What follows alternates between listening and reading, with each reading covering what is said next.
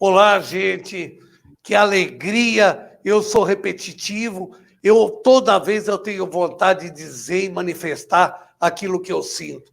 Para mim não existe coisa melhor e mais emocionante do que apresentar esse programa Frente a Frente com o Bernardo, pela BCC International Television. É uma delícia. Saber que vocês estão aí do meu lado assistindo, criticando, aplaudindo, interagindo, é muito gostoso. Só quem passa por isso sabe a grandeza e a felicidade que eu tenho. Gente, muito, mas muito obrigado pela audiência. Hoje, vocês sabem que eu não popo, eu não faço economia de trazer grandes pessoas aqui. Hoje eu tenho certeza que vocês vão ter, todo mundo tem muita curiosidade sobre o autismo. Hoje nós vamos falar muito sobre isso, tirar aquelas dúvidas. São gênios, são pessoas problemáticas que não vão. Eu tenho a honra e a alegria de trazer o Dr. José Raimundo Fassion. É um dos maiores psicólogos que existe. Ele é formado na Alemanha, ele foi reitor de faculdade no Brasil. Ele é um gênio. E por isso que eu estou tão emocionado de estar com ele, estar ao meu lado, ainda que distante, por causa da pandemia, mas é como se eu tivesse... Vocês acreditam uma coisa? Ele mora em Minas Gerais. Você sabe que ele me convidou para ir comer um pão de queijo e um café? Pô, eu estou emocionado. É muito legal isso. Bom, gente, eu apresento a vocês o Dr. Raimundo, José Raimundo Fassion. Doutor José, que prazer, que alegria o senhor estar aqui com a gente, poder nos ensinar, esclarecer esse povo grande que nos assiste. Obrigado da sua presença. Doutor José, eu tenho a mania, eu tenho o seu currículo, mas eu não gosto de ler. Eu prefiro passar esse momento para o senhor, porque eu acho que ninguém conhece tanto o senhor como o senhor próprio. E é muito legal. Doutor José, seja muito bem-vindo. Eu quero abrir espaço para o senhor se apresentar e dar um pouco de alegria para a gente. Obrigado. Boa tarde, boa noite, bom dia a todos, a todas. Feliz estou eu por esse convite, Bernardo, porque ensinar, falar, esclarecer é o que há de melhor no mundo, não é? Nós já aprendemos, desde quando nós descemos das árvores, há 6 milhões de anos atrás, que a vida, a paz, a alegria, a harmonia, ela acontece pela educação, pelo conhecimento. Nós sabemos que é através da educação que a gente forma um povo sólido. E por isso que estou feliz também com o convite de vocês e a confiança que depositaram em mim. Para falar do meu currículo, só sucintamente, eu sou brasileiro, sou mineiro, não é? E desde 74 eu estou na Alemanha, eu vou e volto. Eu sou formado primeiramente em psicologia, depois fiz o doutorado no departamento de psiquiatria infantil da Universidade de Münster, onde inclusive fui professor assistente. Depois do meu doutorado, em 1985, eu voltei para o Brasil, eu cheguei lá em 74, fiquei até 85, vim ao Brasil, fiquei um tempo grande aqui, sempre vou 2, 3, 4 vezes ao ano na Alemanha, e nesse interim, então, eu fiz o meu primeiro pós-doutorado no departamento de neuropediatria, e um segundo pós-doutorado eu fiz no departamento de neuroanatomia e no Instituto Alemão de Pesquisa sobre o Autismo. Eu estudo o autismo desde 1975 e fui membro fundador do Instituto de Pesquisas Alemão sobre o Autismo em 1983. Atualmente, Bernardo, atualmente há 18 anos, Bernardo, eu tenho uma residência em Curitiba, mas também não deixo de ir a São João del Rei, minha origem, e sempre pendulando Alemanha e Brasil. Desta última vez agora, eu vim ao Brasil dia 11 de março para cumprir aqui com uma agenda de 9 eventos, e eis que a pandemia nos pegou, e eu era para ter retornado 25 de abril para a Alemanha, mas estou até agora aqui aguardando primeiro um pouco as coisas se assentarem da pandemia, até porque eu pertenço ao grupo geriátrico, já estou na geriatria, eu preciso me precaver e cuidar um pouco da minha saúde, assim que as coisas se amenizarem, estarei retornando para a Alemanha, e fico atendendo aqui e atendendo lá na Alemanha. Mais ou menos isso, sou uma pessoa simples, gosto da simplicidade, mas também sou cientista, significa tudo que eu expressar aqui, inclusive nesta entrevista com você, Bernardo. Primeiramente, eu não parto do princípio de eu não acho nada, é de acordo com a ciência. Eu trabalho e vivo, e toda a minha profissão é baseada em fatos, em números e em evidências. Eu não acho. Há outra expressão que também não uso, na minha opinião, eu não tenho opinião, é de acordo com. Portanto, para terminar, Bernardo, para a gente entrar na entrevista propriamente dito, eu não vou emitir opiniões, eu vou emitir aquilo que eu aprendi e que a ciência me ensinou. Eu só gostaria de fazer um adjetivo, porque é verdadeiro. O senhor é uma pessoa culta, o senhor é um extremo da ciência, extremo da lógica, pela sua cultura, pela sua capacidade, e muito nos honra. Mais uma vez eu repito, muito nos honra o senhor estar aqui presente. Obrigado, Bernardo. Zé, tem uma coisa que eu não consigo, porque hoje é um dos grandes temas que existe, é sobre o que é o autismo. O que faz o autismo? O autismo é inteligente? O autismo é só antissocial? O que é o autismo? Bernardo, primeiramente o autismo vem do grego, autos, automóvel, um veículo que move por si só. Autoísmo, voltado para si mesmo, encapsulado. Portanto, já a semiótica da palavra, autismo, uma pessoa fechada em si mesmo. E ele não se fecha, ele nasce com já esta dificuldade no contato social. Uma pessoa com autismo, mesmo quando aqueles mais leves, elas já vão, desde cedinho, demonstrar algumas extraordinariedades, algumas peculiaridades, melhor dito, com algumas atipicidades, atípicos. Dificuldades de olhar no olho do outro. Quando a mamãe bota o bebê no colo, ele não se aninha corretamente, daquele jeitinho que qualquer bebê aninharia-se, por exemplo, na mamãe. Ele tem dificuldades quando chegam a falar, porque uma grande parte das pessoas com autismo não falam, não vão desenvolver a comunicação oral, mas pelo menos ele tenta fazer a imitação e ele tem dificuldades quando ele chega a falar, de ficar repetindo determinadas palavras ou determinadas frases. Nós chamamos isso de ecolalia, ficar repetindo. As pessoas com autismo, por exemplo, apresentam o que a gente chama de estereotipias, que são movimentos de mãos, movimentos de pêndulo com o corpo.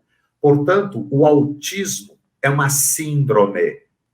Síndrome, também vindo do grego, significa um conjunto de sintomas. Não é um, não são dois, não são três sintomas. É um conjunto de sintomas que vão perfazer o quadro, o diagnóstico de autismo. E, por último, também é dizer que não temos nenhum exame clínico, exame de urina, exame de fezes, eletroencefalografia, tomografia, ressonância magnética, que detecta o autismo. O autismo, ele é prescrito como diagnóstico de acordo com esse conjunto de sintomas que a gente vem observando.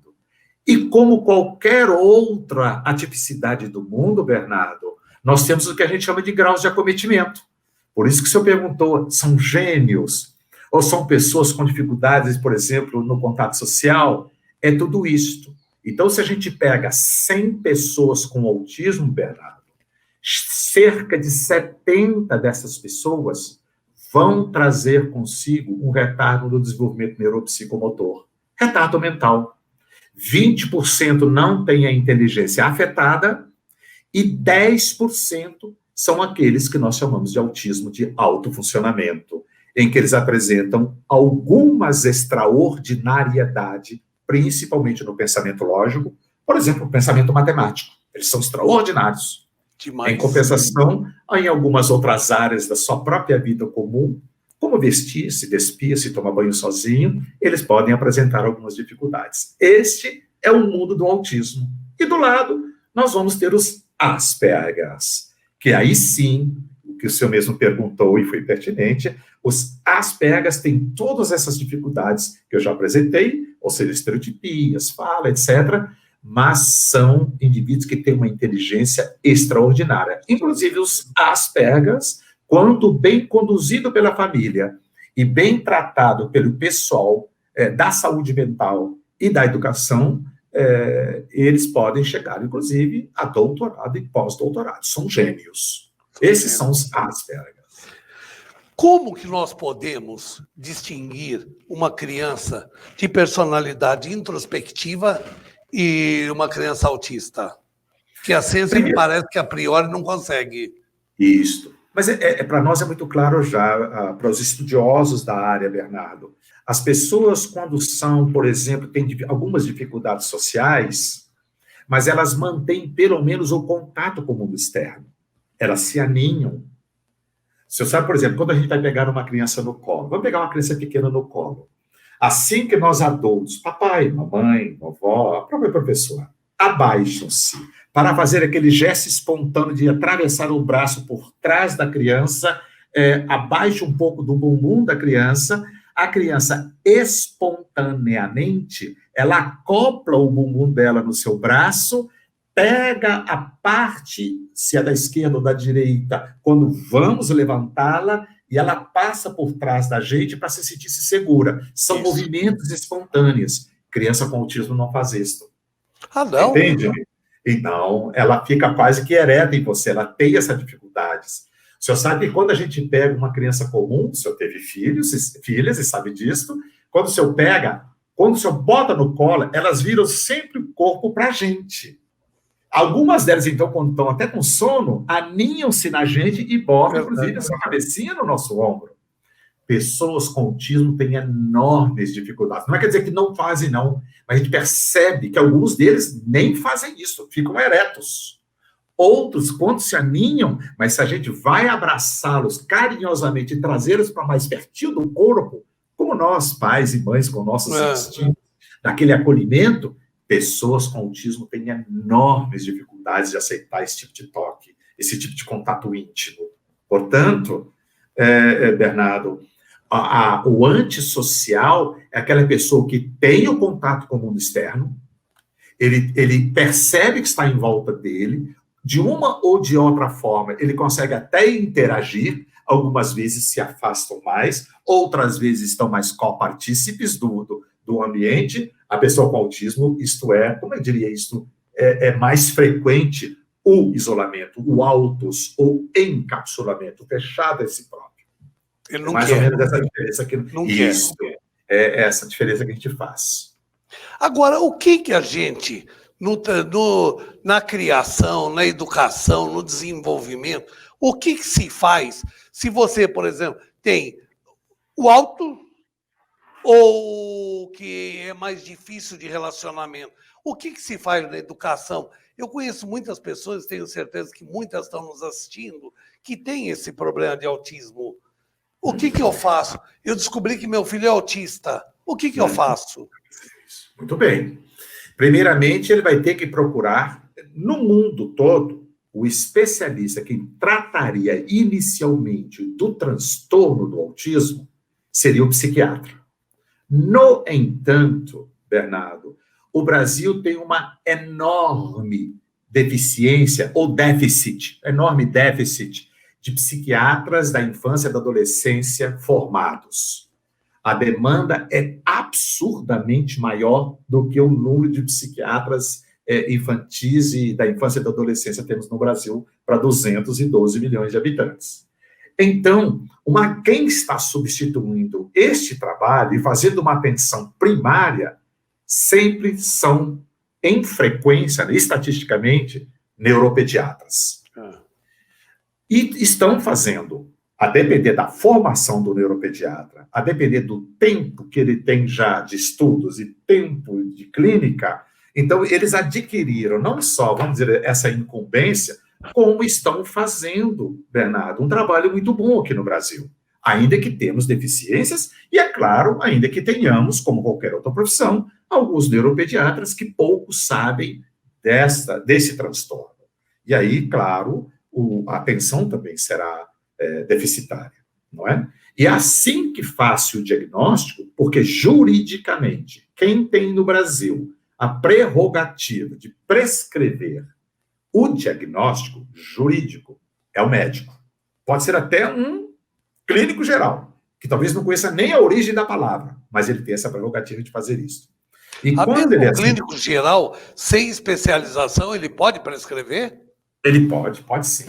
A lei o permite como médico. É claro que um bom clínico geral, é claro que ele vai propor, quando vê uma criança com essa suspeita, é claro que ele vai indicar, por exemplo, que um neuropediatra, uma consulta com um neuropediatra. E a maioria absoluta dos brasileiros pediatras fazem isso. Mas nós podemos encontrar, por exemplo, em alguns lugares interiores do nosso país, interiores do norte, nordeste, até mesmo do próprio sul do país, que não tem um neuropediatra.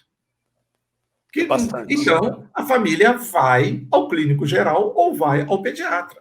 Não vejo nada de mal nisto, porque esse que a gente chama de start, o começo.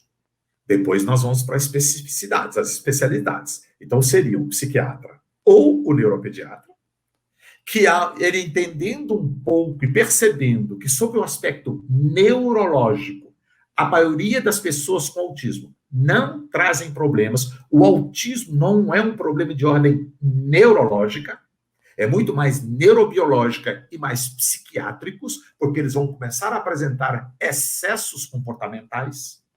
Portanto, alguns deles vão apresentar insônia, alguns deles vão apresentar graves problemas no comportamento alimentar, por exemplo, seletividade alimentar.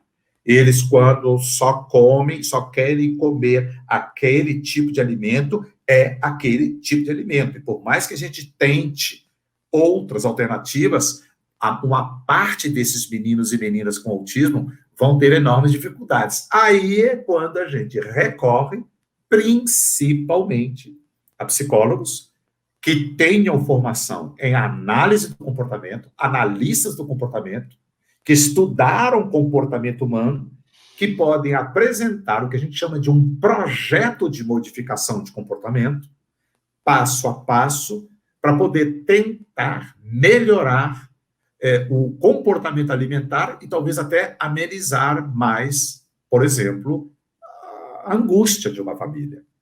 Agora, claro, eu estou dando o exemplo da alimentação, mas o analista do comportamento trabalha com praticamente todos os tipos de excessos comportamentais, como estereotipias, são os movimentos estereotipados, movimentos repetitivos. Eles trabalham, por exemplo, autolesões. Nós vamos encontrar pessoas com autismo que podem, por exemplo, se bater, se morder, se machucar. Nós vamos encontrar autistas que são absurdamente seletivos numa rotina, e quando você quebra uma rotina, desde a hora que ele levanta até a hora que ele for dormir, se há uma quebra de rotina, eles fazem uma crise, pode ser de autolesão, pode ser de heteroagressão, e pode ser, por exemplo, de gritos, irritabilidade, de repente mordem as mãos, ou ficam ansiosos, rodando em volta de si. Esses são sintomas, Bernardo, que a gente vai dizer assim, daqueles indivíduos mais invasivos. Porque no autismo, há uma semelhança com qualquer outro tipo de problema da vida humana. Por exemplo, dois indivíduos se encontram, por exemplo, nós dois estamos conversando e de repente eu digo, Bernardo, eu tenho uma cardiopatia. E você dá uma risadinha assim, eu também tenho. Falei, Bernardo, eu estou com uma isquemia. E eu tenho uma isquemia, estou tratando dela. E você fala, mas que interessante, eu também tenho. Só que, às vezes, a minha é mais grave, a sua é menos grave. Meu pai, caramba, meu pai fez 3 pontes de safena. Aí o colega fala, e o meu que fez 5? Os dois são carregadas, mas tem graus de acometimento. No autismo, nós temos também os graus de acometimento. Nós vamos ter autismo leve, nós vamos ter autismo moderado, e nós vamos ter autismo severo. E como é que a gente classifica isso? De acordo com o número, portanto, a quantidade e intensidade dos sintomas de autismo que eles apresentam. Então, tem meninas que a gente vai observar aí 4, 5, 6 sintomas de autismo, são mais leves, mas tem meninos que nós vamos encontrar 10, 12, 15 sintomas de autismo, são os mais severos.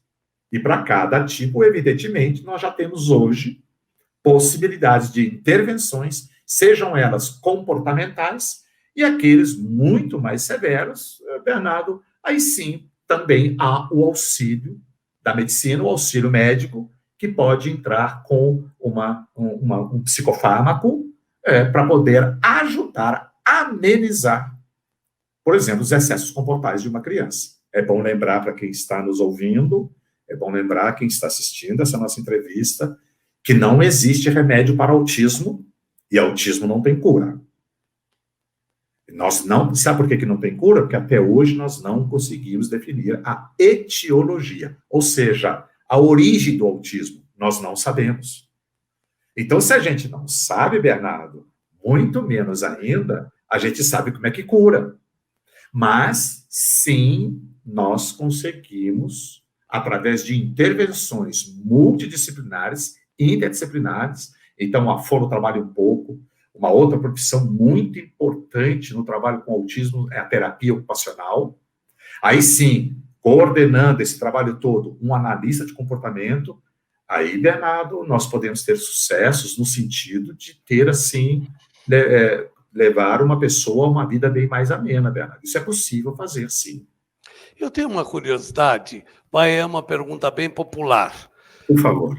O que tem mais debilidade, o que tem menos possibilidade, ele com trabalho ocupacional, porque a gente sabe, o remédio é mais para tratar os efeitos, não a causa.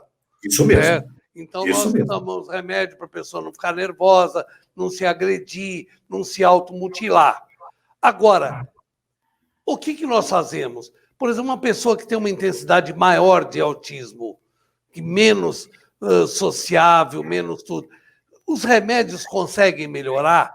Uma pergunta que muito fazem. Há cirurgia que possa melhorar ou não? Não. Vamos voltar lá. Primeiramente, nós nem sabemos ainda claramente a origem. Na nossa linguagem, a gente usa a etiologia. A gente não sabe. De onde que vem o autismo? Ainda que haja já as suspeitas, estamos chegando bem pertinho de que tudo está demonstrando que seja um transtorno neurobiológico. Pronto. Remédio, eles, na verdade, podem sim, Bernardo, ajudar a uma família, a criança, a pessoa com autismo, até adulto com autismo, a diminuir a frequência e a intensidade de episódios em excessos, comportamentos em excessos. Mas não cura. Não temos cirurgia, nada que possa afetar até hoje. Por isso que é muito difícil, é um grande desafio cuidar de pessoas com autismo. Por exemplo, hoje eu passei tratando, durante algumas horas, por teleorientações, com uma família lá de um outro estado, o menino que está amarrado em sua cama. Por quê? Porque ele está se batendo de tal forma, ele está se autoagredindo com a cabeça, com as mãos, com os punhos, que é necessário primeiro atar. E que é mais, aí, para responder mais diretamente a sua pergunta, já tentaram várias combinações farmacológicas, já tentaram vários tipos de remédios, e, infelizmente, sem sucesso. E, sim, indiquei essa família, e nós vamos levar essa família, esse menino, para uma residência, ele tem 18 anos, vamos levar para uma residência protegida, com a qual eu tenho contato num outro estado, estou preparando lá, porque a gente precisa também dar fôlego para a família. Essa mamãe já não dorme mais direito, o papai já não dorme mais direito, os dois já são de idade avançada, não tem nenhuma qualidade de vida. A gente tenta, por exemplo, orientá-los por teleconsultas, não é? E de vez em quando eles não conseguem me ouvir, porque eu começo a falar, ela já vem logo com um exemplo aqui, aí de repente o menino dá um grito lá no quarto, aí ela, meu Deus, espera aí um momentinho, o senhor não imagina, Bernardo, o que é pegar os casos mais severos. Inclusive, até foi a minha escolha. Eu estudo autismo há 45 anos, eu cuido de pessoas com autismo aqui no Brasil, na Alemanha, na Suíça, na Polônia, que é onde eu cuido de algumas pessoas, né, com autismo, eu vou lhe dizer, os mais leves, nós já temos, aqui no Brasil, inclusive, muita gente qualificada. Mas nos casos mais invasivos, Bernardo, está muito difícil, a gente tem muito pouca gente ainda que saiba cuidar com tranquilidade, mas com segurança, esses excessos em que as famílias e as próprias crianças sofrem muito. Esse é o trabalho que eu faço no dia a dia. Eu tenho, por exemplo, porque um autista, você jamais na vida vai deixar de ser pai ou mãe. Enquanto você viver, você vai estar cuidando. Então, é difícil. Eu tenho mais perguntas interessantes, que pelo menos para mim, eu tenho certeza para o público, só que eu vou lhe pedir 1 minuto. Nós vamos fazer um pequeno break e nós já voltamos já. Tá certo.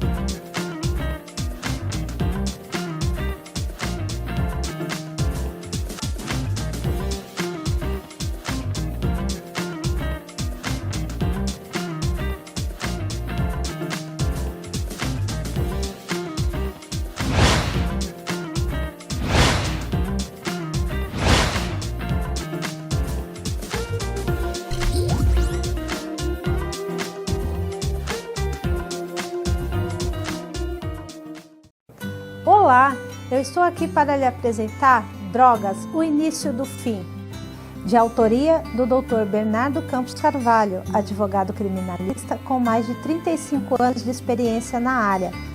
Sabemos que a informação é a maior prevenção. Esta obra é uma ferramenta muito importante no combate às drogas, rica em conhecimento, informação e com depoimentos de ex-usuários que já sentiram na pele o sofrimento do vício. O livro tem por objetivo mostrar que há sempre uma saída. Basta querer e jamais perder a esperança.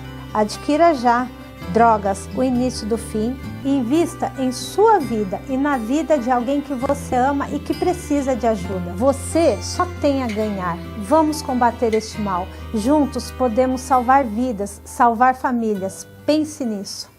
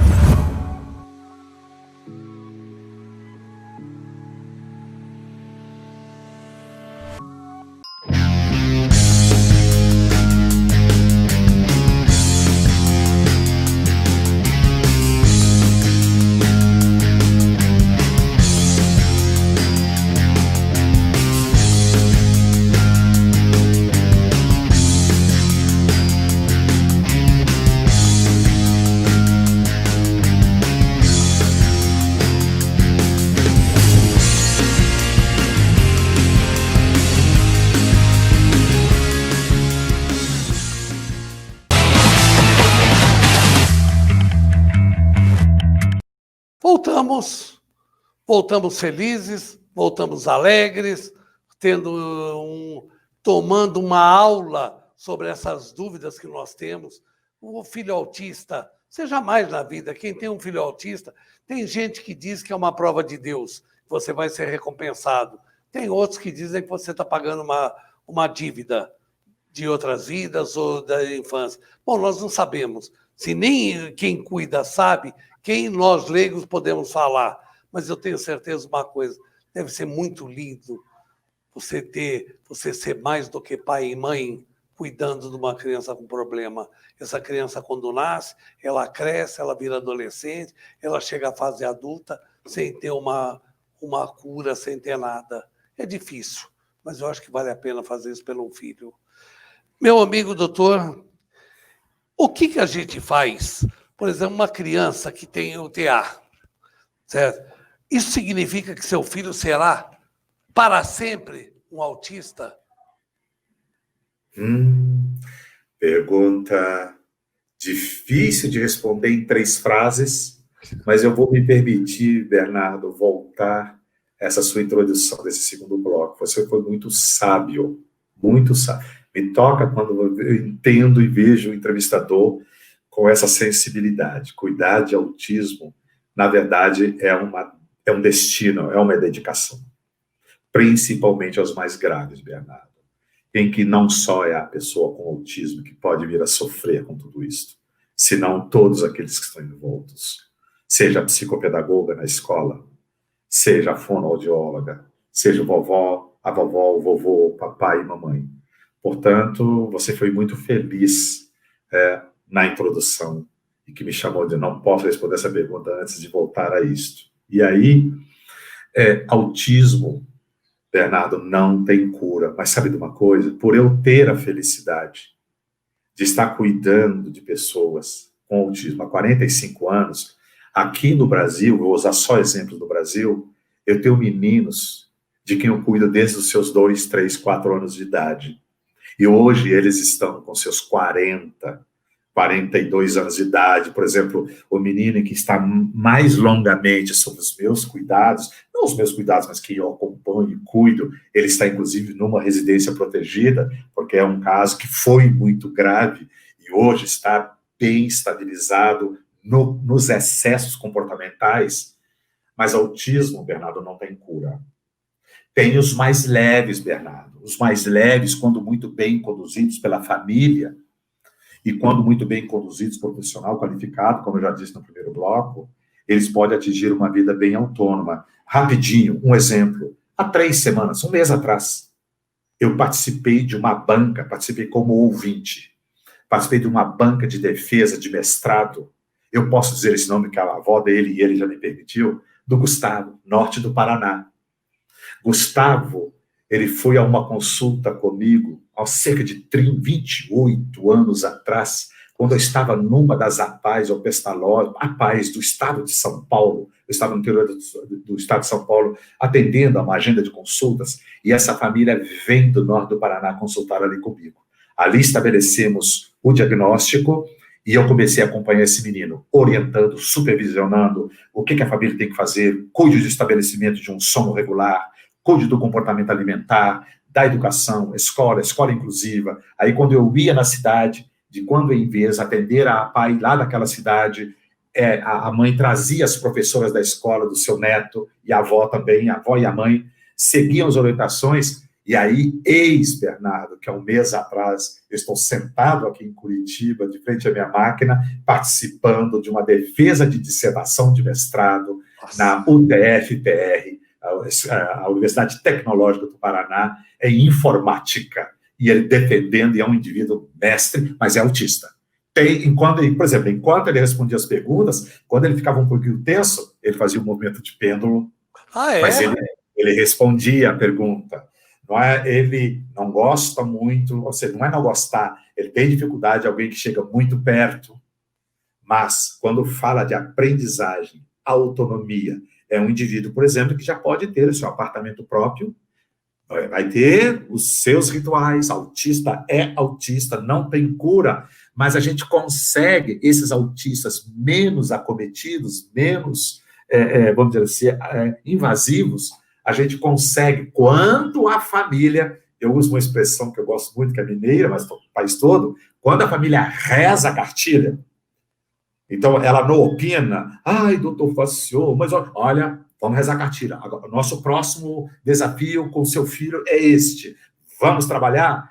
Aí, Bernardo, nós temos resultados que eu diria para você, é muito compensador hoje. Nossa, eu ter aí uma quantidade enorme de meninos e meninas de que eu cuidei e continuo cuidando. O próprio filho da presidente da Associação Brasileira de Autismo, eu cuido desse menino, por exemplo, desde quando ele tinha seus 3, 4, 5 anos, hoje ele está com 30 e tantos anos, e ela é a presidente da Associação Brasileira de Autismo.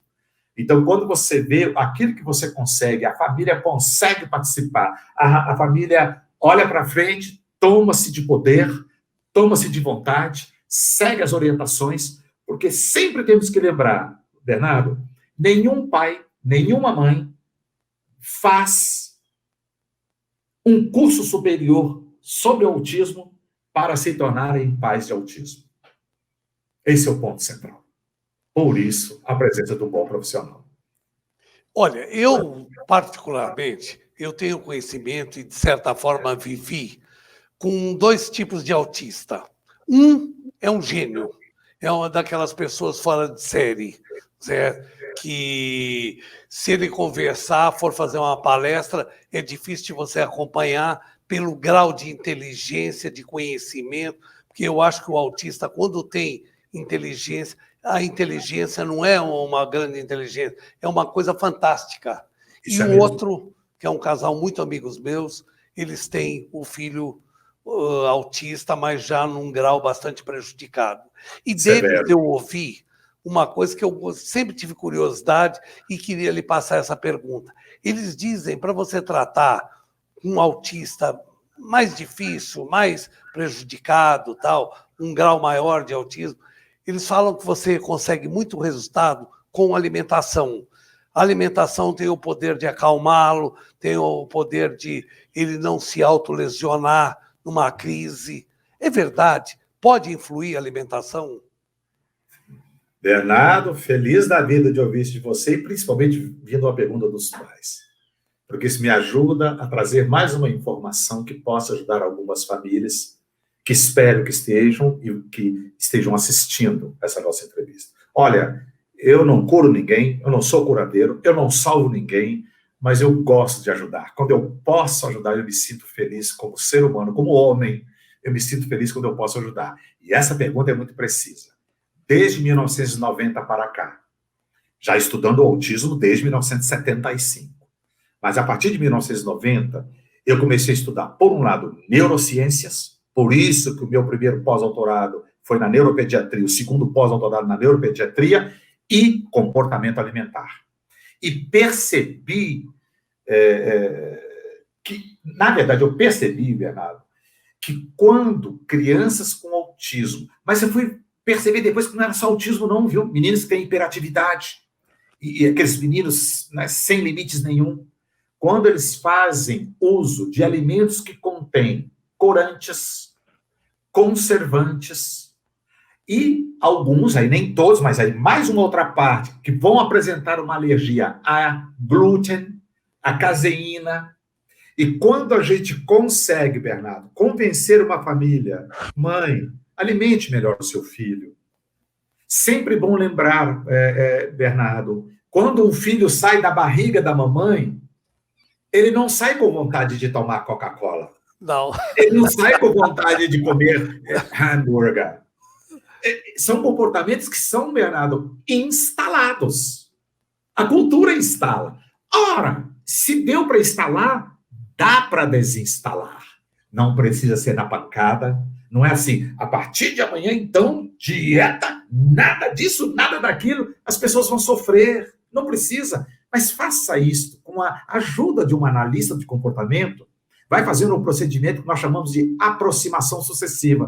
Ou seja, o comportamento do menino está aqui e a resposta alvo está aqui. Eu quero chegar lá. Eu quero que esse menino se alimente de alimentos menos agressivos, menos industrializados. Aí o que eu faço? Não é assim. Eu tiro ele daqui e boto ali. Não vai dar, não vai dar Bernardo, sabe o que a gente faz?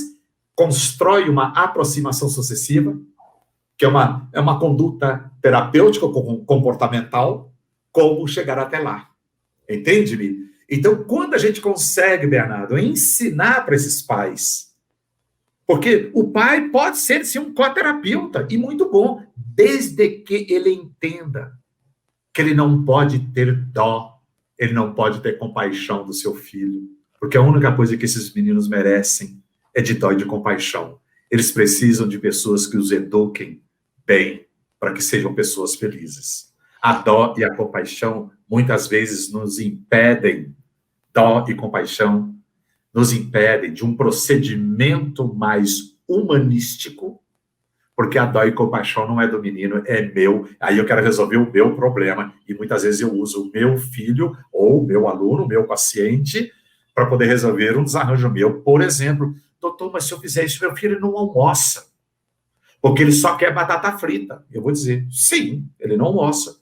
E aí a mamãe, isso aconteceu há 2 semanas atrás, a mamãe olha para mim, uai, e aí ele vai ficar com fome. Eu digo, provavelmente ele vai. Aí assim, doutor, mas ele vai morrer de fome. Eu digo, morrer de fome eu não vou deixar. Isso eu não vou, isso ela pode ter certeza. Você está me entendendo onde que eu quero chegar? É que muitas vezes nós, inclusive não são só pais não, viu?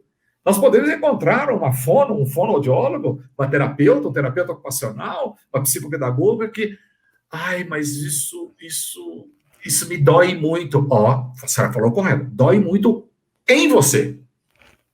E, por favor, não use o menino para resolver a sua dor. Porque quando eu cedo, Bernardo, você é pai, sabe disso. A sua filha queria lá o seu 4º caneco de Nescau.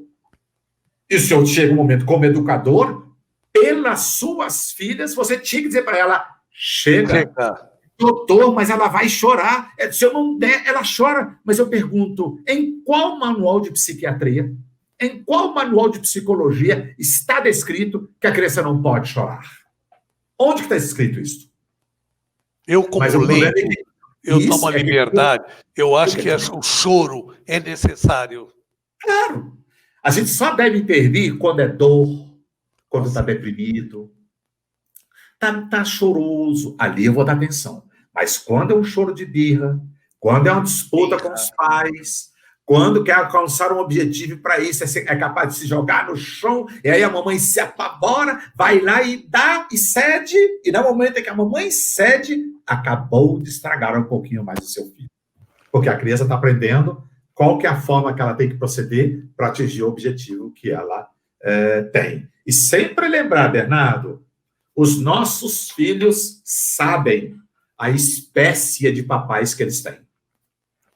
É muito gozado, porque a gente pensa, aí eu vou falar uma barbaridade, o cachorro e a criança. Uhum. Como os dois, eu nunca tive cachorro, agora eu peguei um pequenininho, tá? Como eles estudam a gente, a criança, eu tive 2 filhas que eu criei, como eles estudam a gente para conseguir aquilo que eles querem. Eu vejo o diabo do cachorrinho, ele fica me olhando porque ele quer alguma coisa que eu não quero dar. Ele estuda um jeito de conseguir aquilo. É impressionante. E cabe ao pai dosar quanto é, quanto que não é, quanto é birra e quanto é necessidade, quanto é querer. Literalmente, é isso mesmo. É isso. Sabe o que é? Não é a ferro e fogo, Bernardo. E é sempre bom lembrar, nós fazemos parte da espécie animal. Portanto, não é demérito nenhum eu perceber como é que eu conduzo um cachorrinho recém-chegado na minha casa, como eu vou treiná-lo para ele fazer as suas necessidades, evacuar e urinar no local correto. Nós fazemos isso com os nossos filhos também, Bernardo. A gente faz de uma forma... Mas assim, a sua filha, por exemplo, quando fez pela primeira vez xixi direitinho no periquinho, o senhor não bateu nelas, não. O que o senhor fez? Ai, minha filha, que linda! Minha filha, estou orgulhoso de você. Pronto, acabou reforçando, Bernardo. É verdade. Isso é condicionamento operante. É o que nós, analistas do comportamento, fazemos. Fazemos condicionamento operante. O que é o condicionamento operante? Por exemplo, vou lhe dar um exemplo. O senhor está aí agora, trabalhando. Chega no final do mês, Qual que é a recompensa que o senhor está esperando desse mês inteiro que o senhor trabalhou? Qual que é a recompensa? Lá na conta, né? A conta bancária tem que estar em ordem. Vamos supor, não te pagam. Estou falando de um empregado comum de uma empresa, não te pagam. Bom, aí isso já fica meio, não foi reforçado. Não teve reforço. Aí começa. Aí, o segundo mês não pagou. E já começa a juntar o povo e vão para a greve, vão discutir, vão pressionar. E se o senhor não é nunca recompensado, Bernardo, você vai abandonar o que você está fazendo. Mas com certeza, você não continua. Nós somos assim. A criança está lá, pai, e o pai não dá atenção. E às vezes o pai não está dando atenção porque ele diz assim, agora eu não posso dar atenção para minha filha. Porque eu já disse para ela que agora eu estou fazendo esse trabalho aqui. E aí, em vez de ficar, para de falar, minha filha, eu não vou falar com você. Falando com ela, hein? Eu não vou falar com você. Olha que coisa de doido. É coisa de doido, não é? Então, quando o pai diz, eu preciso dar uma extinção de comportamento, é uma outra terminologia na ciência do comportamento. Vou dar uma extinção de comportamento na minha filha.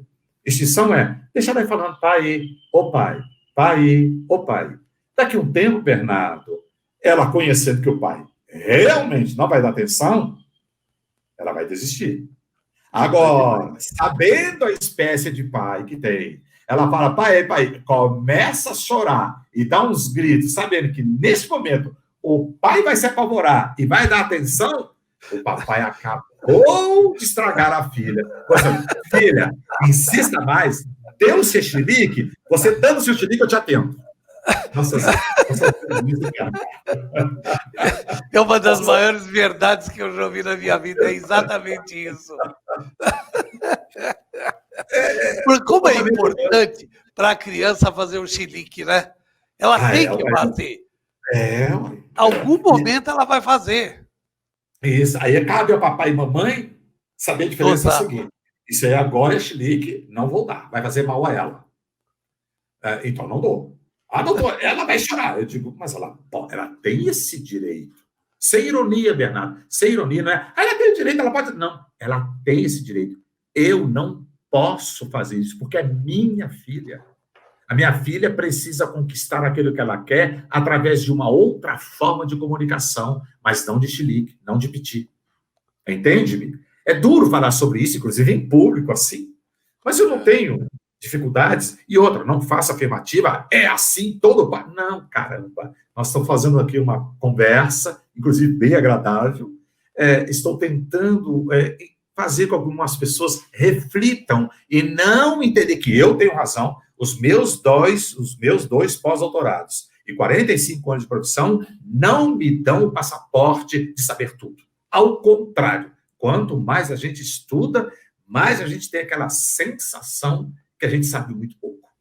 É uma sensação de, por exemplo, de impotência, Bernardo. Eu carrego isso comigo. Há determinados casos que eu passo a noite pensando, caramba, como é que eu vou poder ajudar esta família?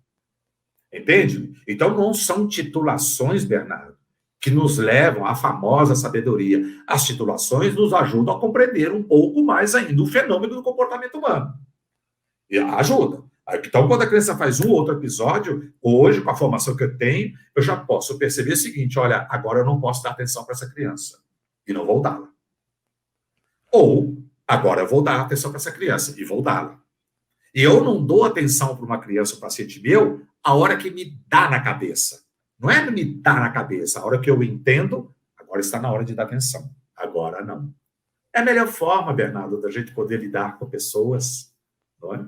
E eu penso e vou propor para os pais, inclusive, os pais que porventura estejam nos assistindo. Reflitam. Amar o seu filho de paixão não é passaporte de fazê-lo bem. Eu costumo sempre dizer para os meus alunos, um evento é a mamãe amar o seu filho de paixão. É um evento nobre, é um evento humano, é um evento puro. Outra coisa é, esta mamãe faz bem ao seu filho? Bernardo, é uma outra coisa. Que os pais reflitam sobre isso.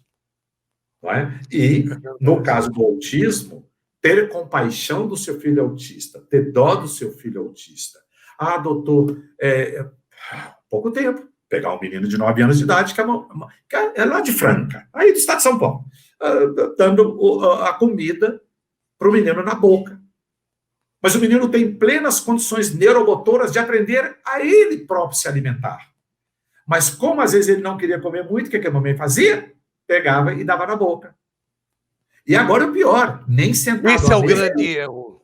e nem sentado à mesa ele fica. A mamãe fica andando, perambulando com ele na casa, com 9 anos de idade, para ir dando comida para ele se alimentar.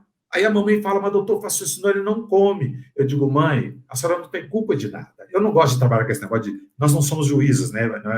Não é Bernardo? Quem é culpado, quem é inocente. Não existe. Nós não somos policiais. Tá certo, tá errado. A gente entende que uma mamãe faz isso porque ela não foi orientada, ela não teve a oportunidade de dizer, mãe, dessa forma a senhora vai estar viciando o seu filho. Olha, veja aí muitas mamães que até hoje estão dormindo com seus filhos na cama lá, do marido e da mulher, papai e mamãe, e o filho dormindo no meio, filho de 8. E olha, filhos comuns, hein? Não estou falando de autismo, não. Filho dormindo ainda na cama de papai e de mamãe. Vamos lembrar? Ele não nasceu assim. Alguém educou-os dessa forma.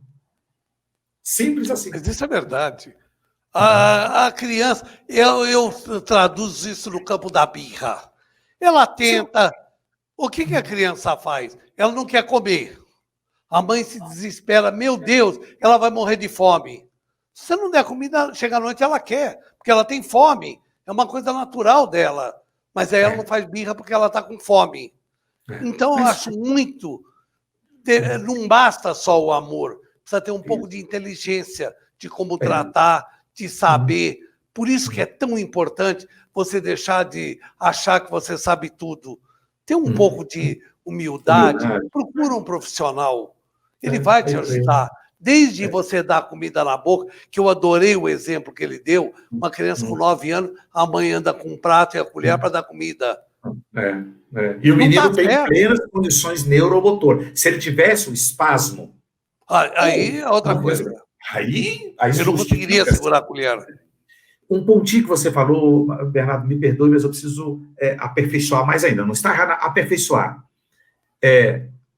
Eu diria assim, a determinação e o amor estão juntos, não são dicotômicos. Vou dizer, por exemplo, quando os meus filhos eram pequenos, quando eu deixei, por exemplo, de dar para ele o 4º caneco de Nescau, eu fiz isto por amor a ele. Não é porque não vou mais, porque agora é muito. Eu penso comigo, pai, se eu fizer isto, eu estou estragando meu filho. Por ele, eu não posso ceder. Você me entende? E eu entendo, Bernardo. Eu acho que isso é amor. Amor não é só dar.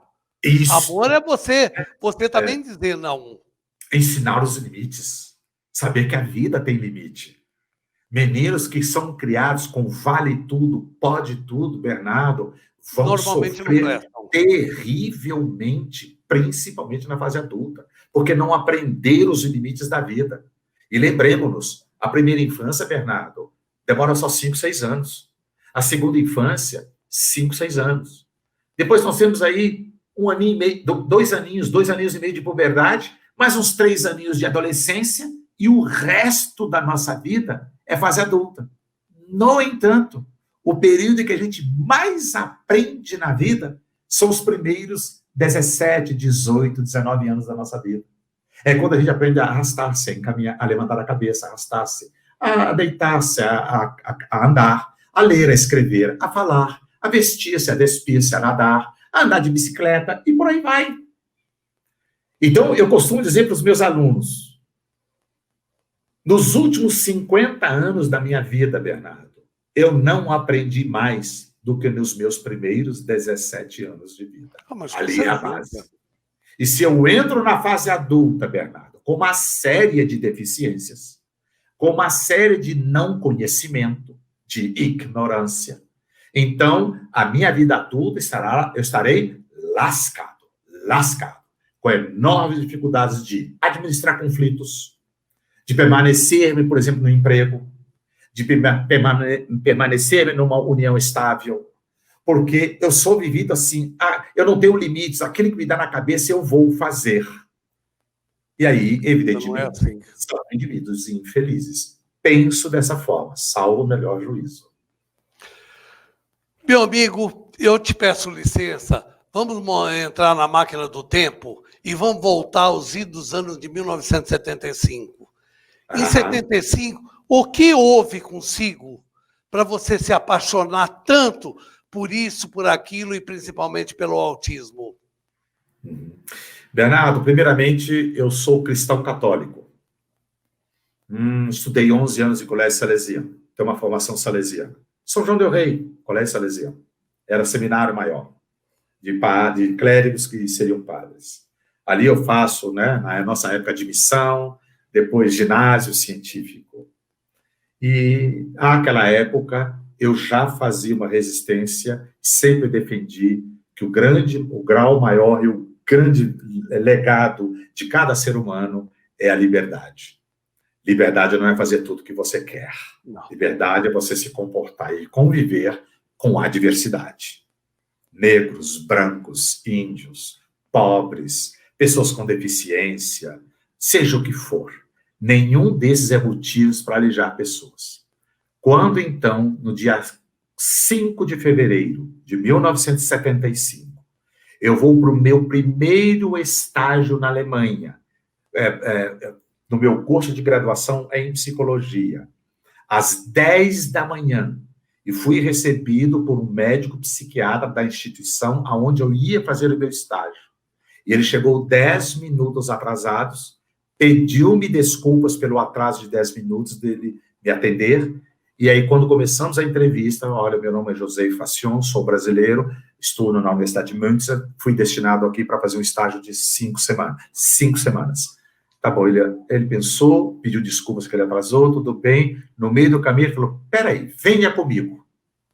Aí ele sai do gabinete dele, eu o acompanho, e ele me levou numa sala onde tinha uma menina, naquela época a gente chamava de síndrome do autismo. E era uma menina que acabava de ter uma crise, por isso que ele demorou os 10 minutos, atrasou os 10 minutos.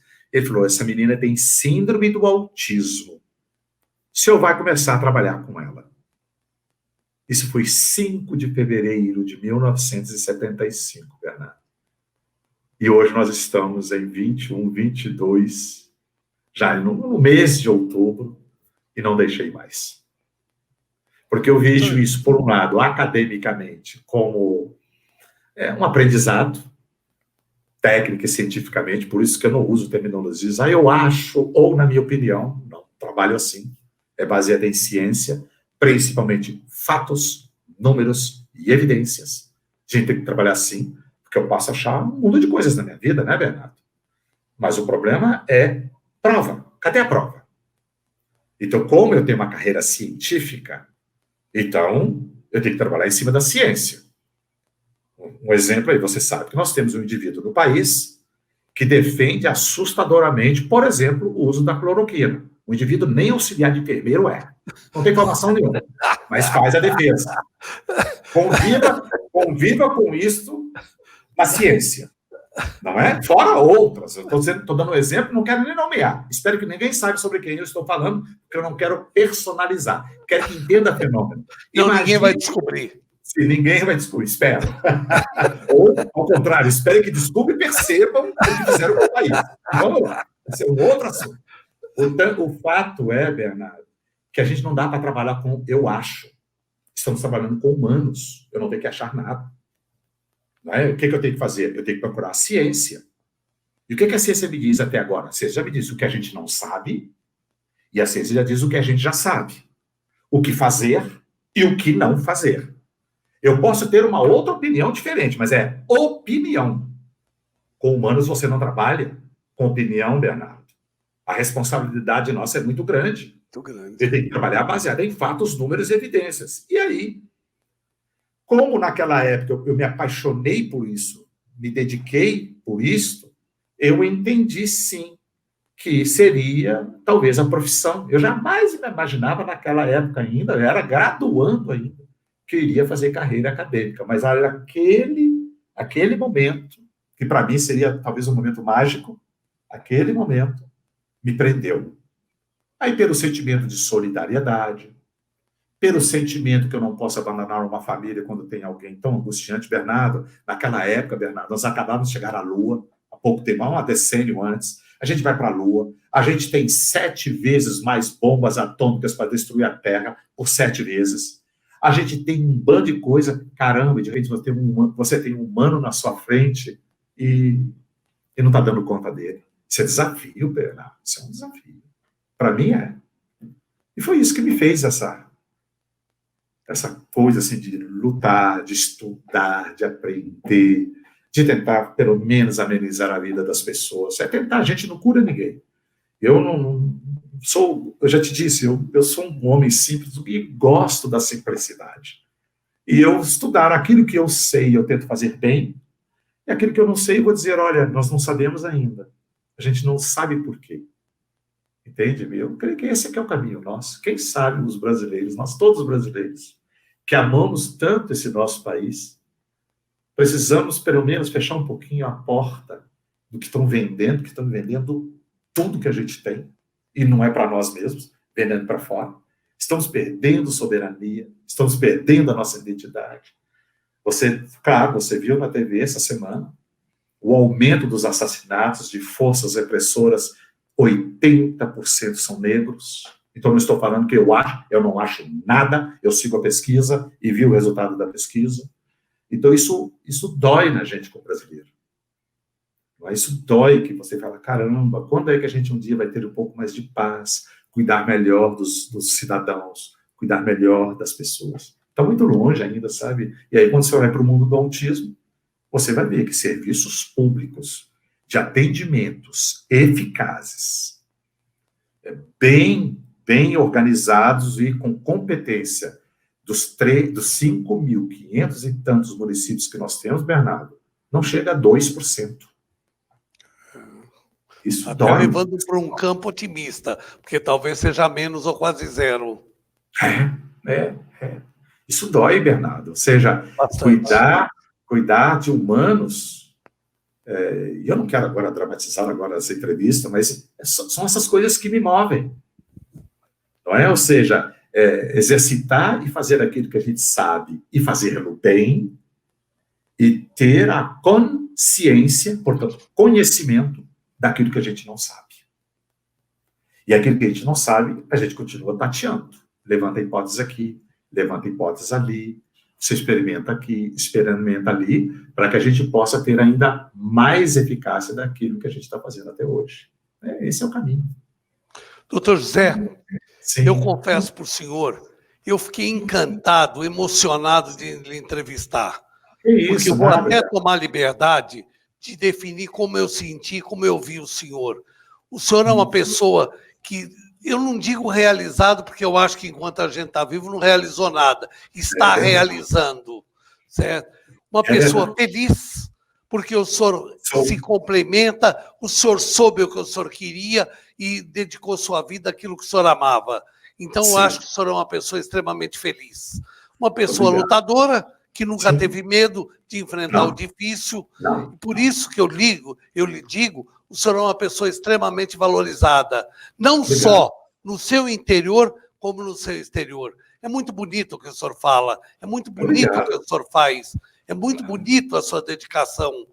Por isso, para esse modesto apresentador, é uma coisa fantástica. Que prazer eu tive de entrevistar. Infelizmente, a televisão tem uma coisa chamada relógio. Quando chega no fim o programa, tem que terminar. Antes de terminar, eu queria lhe falar obrigado e mais uma vez obrigado. Agora, queria não terminar sem o senhor falar algumas palavras a mais, encerrando o programa. Obrigado, Bernardo. Eu fico também sensibilizado. A gente percebeu logo que quando nós nos apresentamos, que bateu ali, eu liga, né? A gente costuma dizer assim, eu liga. Verdade. Não só com as suas palavras, mas parece que sim, nós vamos ter sim que comer um pão de queijo um dia numa cafeteria e tomar um café em Mineira. Mas, Bernardo, talvez para aqueles que estão nos assistindo, sempre lembrar, se eu tiver a possibilidade de ajudar alguém que está com alguma dificuldade, tenho certeza que eu farei com a devida dedicação e devido zelo. Não posso salvar o mundo, não posso atender todos de uma hora para outra, mas eu não deixo ninguém de responder. Querem aprender um pouco mais, têm vontade, instigou ter um pouco mais de conhecimento, então entre na minha rede social, que tem pessoas que me auxiliam em volta de mim, eu mesmo não cuido lá, mas tem uma rede social, inclusive é só procurar mesmo prof, de professor, P-R-O-F, Facion, F de família, A-C-I-O-N. Entrando aí, seja no Instagram, ou seja no Facebook, não é? Nós temos ali uma série de pequenos, inclusive alguns cursos são gratuitos, cursos de curta duração em que a gente ensina um pouquinho como lidar no dia a dia com as dificuldades com a pessoa com autismo em casa, na escola, etc. Vários cursos gratuitos, e tem alguns também que são mais de formação, são 4 módulos, são 6 módulos, por exemplo, um que a gente vai relançar, porque terminamos vamos começar a segunda turma, sobre norteando condutas. Ali sim, ali são aprendizagem, como lidar com ou outra crise, ou como lidar com instalação de habilidades de uma pessoa com autismo, quando ela apresenta alguma dificuldade. Aí é para pais e, ao mesmo tempo, também para profissionais. Quem quiser, então, é só entrar nas redes sociais, no Instagram, procurar lá, Prof. Facion, e vocês podem encontrar informações. Mais do que isso, eu prefiro não falar, porque eu não gosto de ficar fazendo propaganda das minhas coisas. Eu até me mostrando isso. Não, mas digo assim, não é ruim, eu não quero ficar fazendo propaganda. Mas, aí sim, claro, não posso deixar de agradecer a BBC, a você, Bernardo, né, a sua colega lá da técnica, que acompanhou tudo, deixou a gente bem à vontade. E eu fico muito feliz quando eu posso dialogar com alguém que tem uma ou outra dúvida, e quem sabe com isso a gente conseguir um pai e uma mãe que, olha, posso aprender isso aqui. E com isso ela possa também amenizar a vida do filho e da filha e de si próprio.